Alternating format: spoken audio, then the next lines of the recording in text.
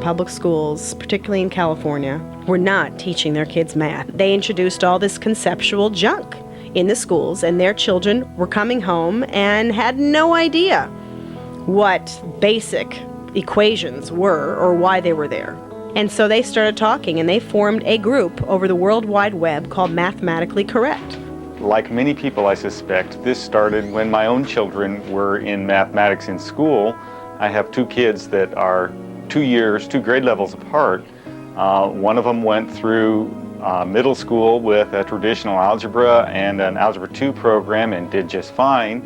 But 2 years later, they had substituted a very much watered down algebra program. Like most parents who are interested in education or have become involved in these issues, I started out because one day my kids came home with a program that was insufficient to their needs. Someone had mentioned that they heard Mike was complaining about a similar problem at their school. So I called him up on the phone, and we realized we had the same concerns. And then we started contacting other parents and finally realized that we weren't alone in this problem. Fighting City Hall is not easy. Fighting the school system is not easy. It takes a lot of time to do it well. If you go in and complain and expect the school district to respond to one visit and one complaint, I'm afraid that you'll be sorely disappointed.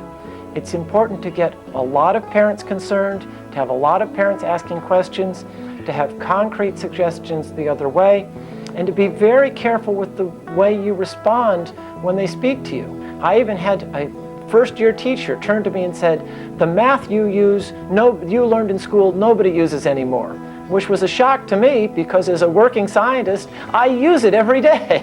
So we initially went to the teachers, and we went to the principals, and then we went to the district administrators and the school board members and looked around for other parents, and we just never stopped pursuing all the avenues that we could hope to find available to us. And that's what led to starting the Mathematically Correct website.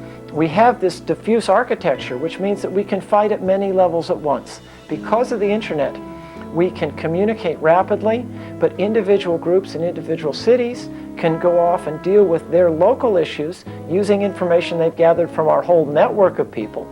But in addition, we can work at the state level and even at the national level, because we can have people from all over all come together to put forward a common position to the government. If we have a student, say in 2nd or 3rd grade, that's been in an inferior program that lacks adequate content, it probably, with an effective teacher and a good program, that student may be able to come back within a year.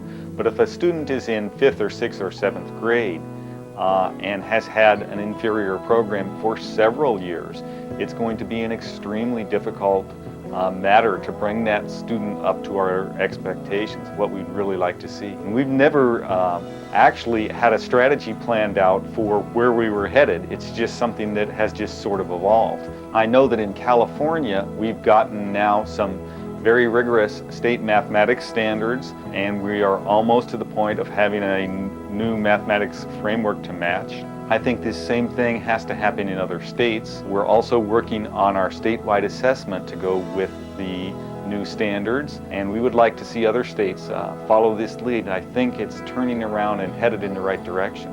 If Mathematically Correct does nothing else, it's to let parents who are concerned know you're not alone and that it's okay to stand up.